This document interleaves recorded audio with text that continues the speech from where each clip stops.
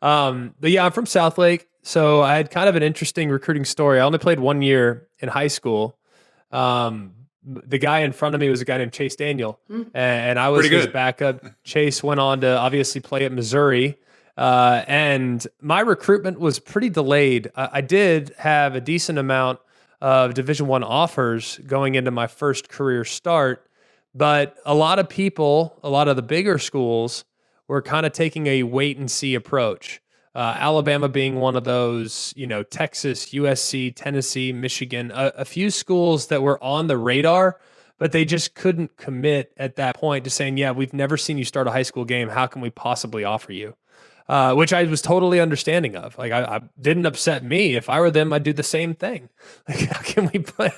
Yeah, I mean, like, you look great in practice and mop-up duty, dude. Yeah, here's a scholarship. Like, back then, you got offered based on what you did. You didn't really get offered based on the projection of what you may become. So it took a little while for things to get going.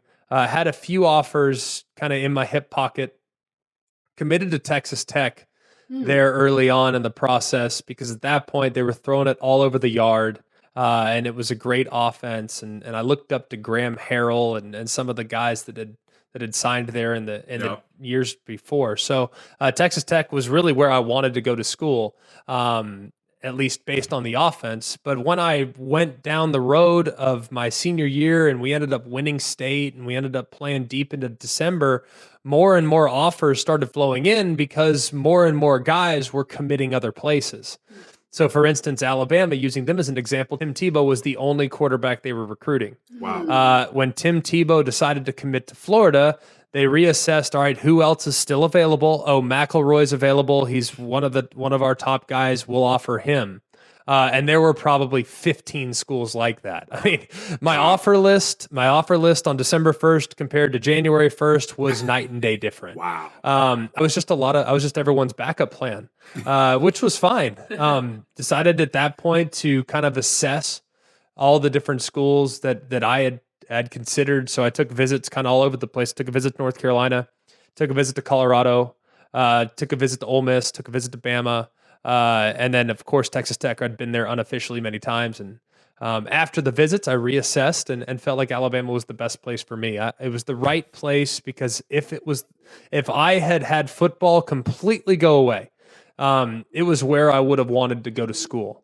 Wow. I really enjoyed the campus. I enjoyed the lifestyle, and I felt like it was a great fit for me. So honestly, I picked Bama because of Bama more so than because of Bama football. But it worked out, obviously, with what transpired in the years to come. It definitely did. And, people forget how good Texas Tech was in the early 2000s, middle 2000s. It was really them in Texas fighting it out. For quarterbacks especially. Well, that too, yeah. Like, it's funny because, in this industry, and you guys get to do it all the time, you visit with these coaches, man.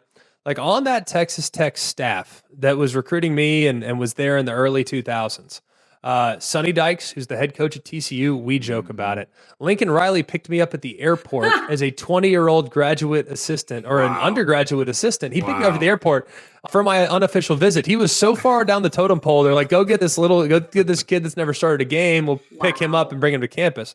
Dana Holgerson was on that staff. Obviously, Mike Leach was the head coach.